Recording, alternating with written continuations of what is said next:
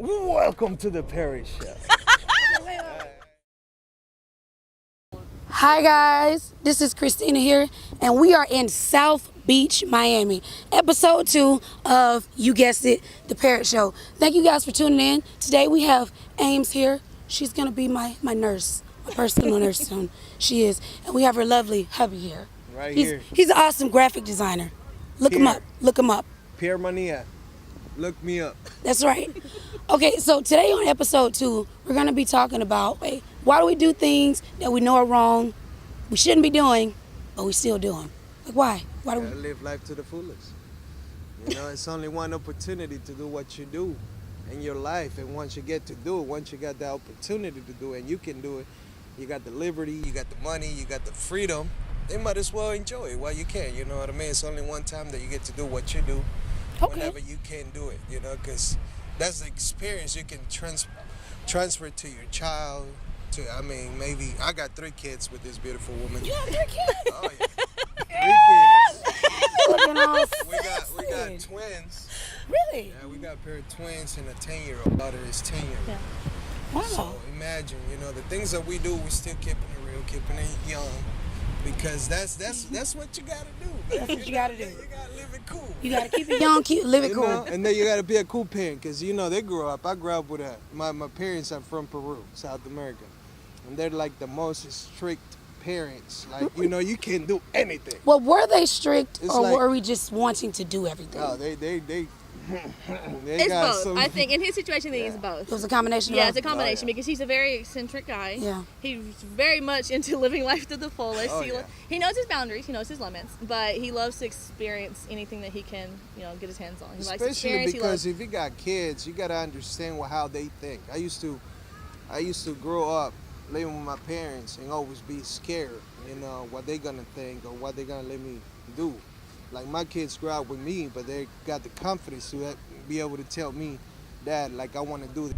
Totally cool story. Okay. I was sitting with my 3 kids on the table. We're just eating. She was at work. And I tell everybody, I asked my oldest girl, I was like, what you want to be when you grow up, you know? She talking about, I want to be a detective. My little boy, the twin. What you want to be, boy? I want to be a police detective, like I want to get criminals, and he likes to fight and stuff like that. Aldrin, what you want to be when you grow up? She answered me like, I want to be nothing, man. I don't want to be nothing. I'm like, how you gonna get some money? You know, you gotta get your life. How you gonna get everything? You know? My husband. And you know why? Because she sees That, what exactly. I draw for a living. You know, since I was a little kid, I always loved to draw. I never thought I was gonna make my life out of drawing. In some kind of way, you guys found each other. Oh yeah. That's so you're living this dream together over a decade. Yeah, that's what life is. Yeah, high school. He actually moved to a little small town in North Carolina. I don't know how they ended up there his senior year, and that's when I met him. And I went to his prom. He went to my prom. Did you guys like each other? Did you go together? We didn't like each other. Well, I didn't like him initially. It. He was he likes to poke. So when I first met him, I'm like, this guy, like. He loved you. That's all that was. That was love, guys. Now you gotta tell me. Do you hear this? Now you gotta tell me when you. This is what they write the movies about. These are the ones you like, right? Yeah. So we just celebrated 13 years of dating. Actually, only 1 year of marriage. We got married last May. 3 kids in. Life happened, so. Life happened. Yeah. I appreciate what you guys do. Thank you. It's so cool, you know. I always try to reach. They see me. They always, you know, I know so much of people. We pick on him, but we know he means well. But everywhere I go, I love his energy, it's just though. like, he does. He has great energy. I try to get everybody together because, you know, it's just one life. But you know what I really admire about you, though? You didn't try to change him. No. A lot of times in life, people meet people and they try to change them. Yeah, we've had that discussion many times. That's the secret. And I can tell that you guys, this is organic. This is real, and that's just awesome. You're gonna make me cry. You're gonna make me cry. We've actually had that discussion though many times because we have lots of friends. We see a lot of different types of relationship and a lot of different types of communication. And both of us agreed that we don't want to change each other. We don't want to try to resent each other later on in life. If we're going to spend the rest of our lives together, we want to make sure you're doing what makes you happy and I'm doing what makes me happy, and we share that life. not, get mad or angry or try to push and pull, but try to communicate, compromise, build instead of change. I'm like the straw and she's the berry. I got that a little late, but I did get it. I did get it. We're like the yin and yang. Where he's strong, I'm weak, and where I'm strong, he's weak, and we really pull that in. They see me and they see this guy, but the bottom line is I grew up with a family that, our parent living 23 years in drugs. Back in Peru, they do crazy stuff just to get their stuff.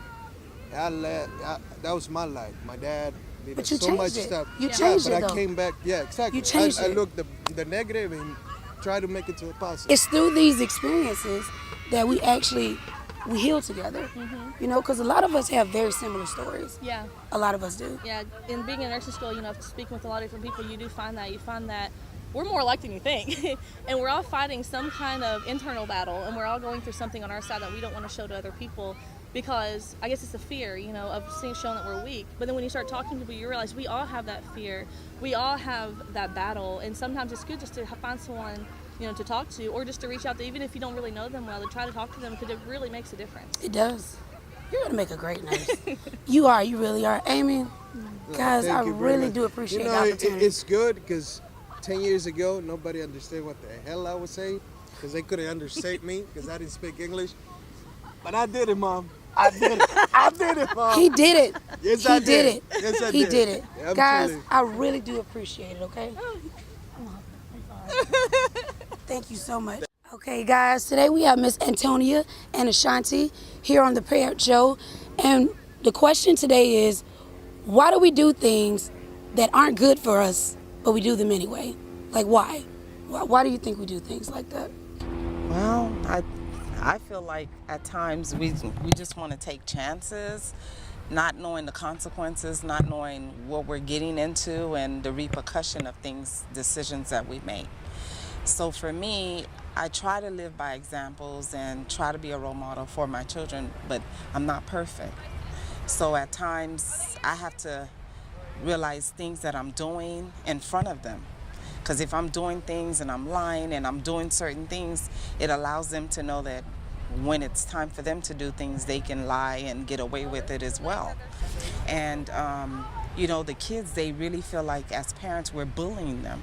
I'm not bullying. I'm just afraid of certain things that I didn't go through, what the kids are going through. They're exposed to so many things today, And at times I don't want her to get on social media. Not only because, and not to talk to boys, but I'm trying to tell her. There's a reason for that. Yeah. You might not understand it now, but I promise you, she's only telling you this from a space of love.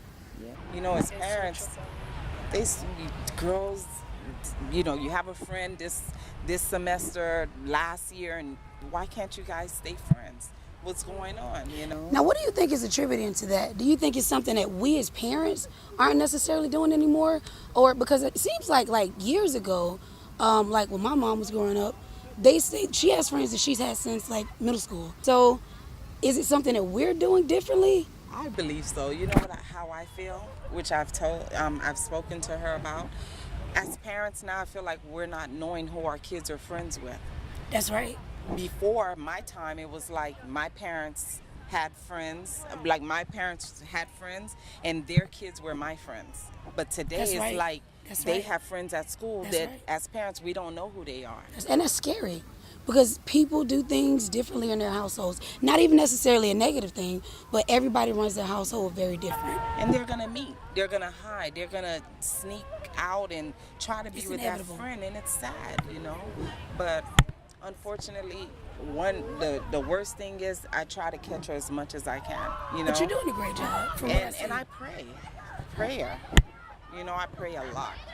Because what I don't see in time, God sees, and God reveal things to me and allow me to, just pop up on her. Give me your phone. Let me see your phone. And she's on social media. She's doing something, and she don't think it's wrong. But for me, it's wrong because you're taking a picture. You don't know what these kids are doing with pictures. Right. You don't know, you can't get it back. You can't get it back. Once you put it out there, that's it. Thank you. And that's something because I'm a millennial, I'm 28, so I'm kind of in that era too, but because I was raised by my grandparents, I see things just slightly differently. I had that kind of old school raising, such as your mom.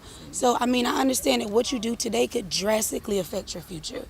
She's not telling you anything wrong. And you said something that was really, really spoke mounds when you said that you lead by example. Yeah. And not just telling her what to do. You try to do those things also, you know, and that's important. I try.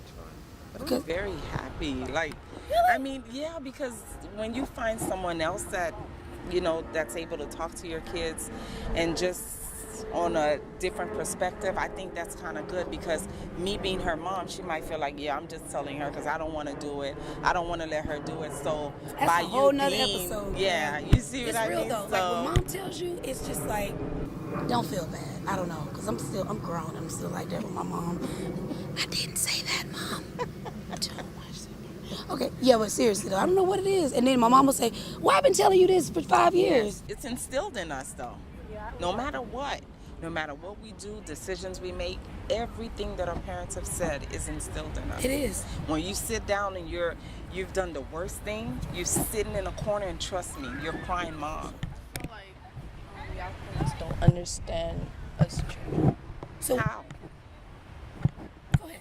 I'll give In you diff- my mic. in Yeah. different things. Like, give me an example. Let's see if we can provide some healing. In what way?